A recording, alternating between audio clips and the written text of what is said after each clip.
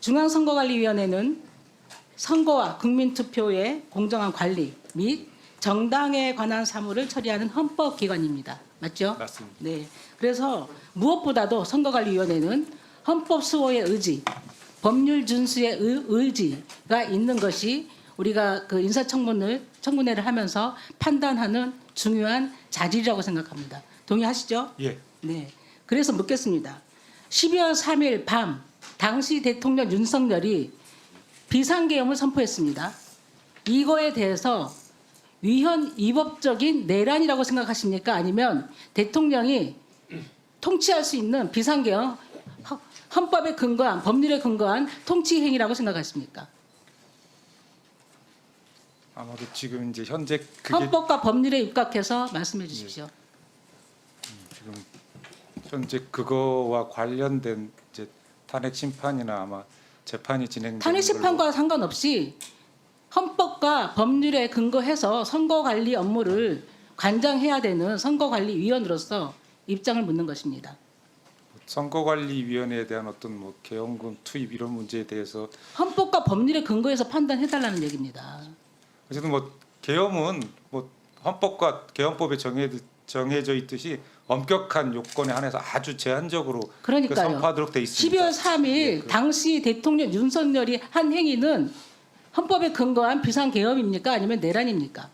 거기에 대해서는 지금 제가 구체적인 답변을 드릴 수가 없을 것 같습니다. 좀 양해해 주시면 감사하겠습니다. 실망스럽습니다.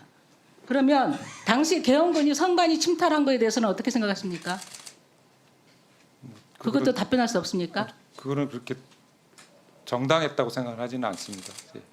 위헌 위법한 행동이었죠. 그렇게 말씀하셔야죠. 정확하게.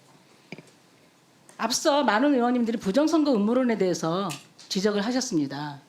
부정선거 음모론에 대해서는 저는 선관위가 정말 단호하게 대처해야 된다고 생각합니다. 그 많은 주장들 중에 선거 투표용지가 빳빳한 투표용지가 다량 발견됐기 때문에 그게 부정선거의 증거다. 이렇게 유포하는 사람들이 있습니다. 들어보셨죠? 예, 들어봤습니다. 네, 황교안 전 총리, 민경욱 전 의원 같은 경우는 아직도 그거를 설파하고 그것을 극우 유튜버들은 퍼나르고 그것을 정광훈 집회에서 세계로 집회에서 아직도 설파하고 있습니다. 들어보셨죠? 예, 후보님 그럼 사전 투표 해보셨습니까? 예, 해봤습니다. 관 외에서 해보셨습니까? 관 내에서 해보셨습니까? 관 외에서 해보셨습니까? 관 내에서 했습니다. 내에서만 했습니까? 저는 관 외에서 자주 해봤거든요. 제가 시연을 한번 해드리겠습니다. 이게 모의 투표입니다. 이것도 부정선거로 할지 몰라서 모의 선거 투표 용지입니다. 관 외에 가서 투표를 하게 되면 이런 투표 용지와 이거 투표 용지를 담을 수 있는 봉투를 제공받습니다. 이렇게 아시죠?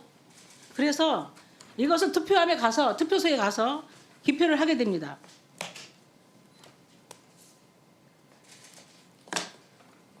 저는 이것을 접지 않고 그냥 봉투에 넣습니다.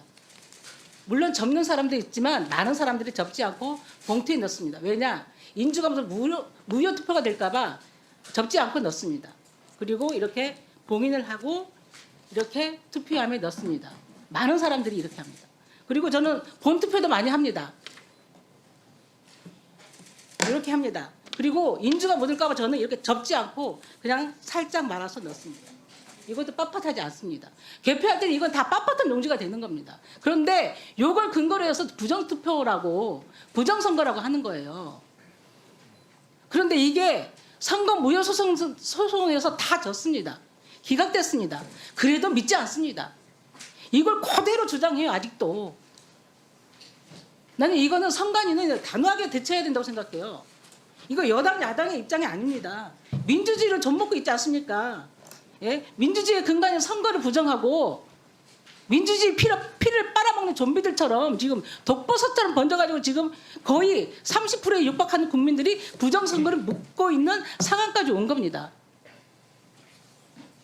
이 입장에서 보면 저는 피해자라고 생각해요. 가해자한테 너무너무 저는 학대라고 생각해요. 이 부분에 대한 단호하게 대처해야 된다고 생각합니다. 예, 잘 알겠습니다. 그리고 제가 이 부정선거 음모론에 대해서 처벌할 수 있는 근거를 만든 법 개정안을 냈는데요. 현재는 이런 부정선거 음모론에 대해서 처벌할 수 있는 법적 근거가 없어요. 그래서 PT 한번 보여주세요. PT 보여주십시오. 네. 물론 선관위에서는 이 부분에 서 고발한 사건들이 있습니다. 그런데 모두 불기소, 기각, 무죄, 불송치 이런 결론이에요. 법적 근거가 없다는 이유입니다. 그래서 이런 허위사실 유포에 대해서는 민주주의 근간을 흔드는, 그리고 우리 사회 공동체를 흔들 수 있는, 아니면 지금처럼 내란 내전까지 번질 수 있는 사안이기 때문에 엄격하게 처벌해야 된다. 저는 법적 근거를 만드는 개정안을 냈습니다. 이 부분에 대해서 선관위원으로 임명이 되신다면 법 개정을 위해서 적극적으로 나서 주십시오. 예, 잘 명심하도록 하겠습니다. 네, 다음 질의하겠습니다. 마지막 질의. 네, 최근 전 선관위 사무총장을 맡았던 김세환 씨가 언론에 많이 보도되고 있어요. PPT 좀 보여주십시오.